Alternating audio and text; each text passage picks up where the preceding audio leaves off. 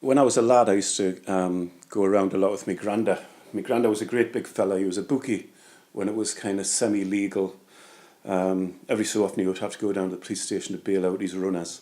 But he was a great guy, and he always wore a blue navy serge suit and a cloth cap.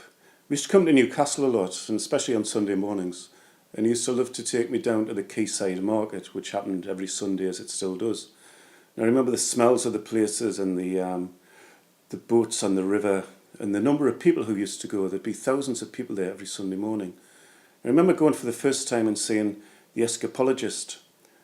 And the first sign of him was his voice, and he was shouting, get your money out and pay. And I remember being there with my granda and saying, Granda, what's that? And he'd say, come a bit closer, son.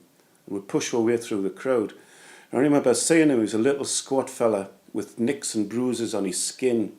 And he was quite small, and he'd stare at the crowd and say, you want us to do something? Give us some money then. And he used to take a needle, and he'd hold it to his skin. He'd say, do you want to see us shove this needle through me flesh? And people would say, no, no. But they really meant, aye, aye. And he used to put send his hat around. And he'd get some money into the hat, and he'd say, what, you want us to do it for that? Put some more money in. And he'd send the hat round again, until eventually he'd say, right then, I'll do it.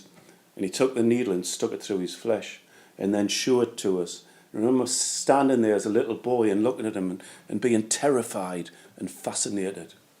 And he used to have a cartwheel as well, a great big cartwheel, and he used to hold it up and balance it on his head. And I remember him tottering around on the concrete flags of the quayside and feeling the quayside rock as he did it.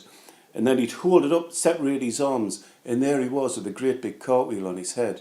And then he'd drop it from his head, and I remember the thump as it hit the earth again. And he'd glare at us and say, see what I can do!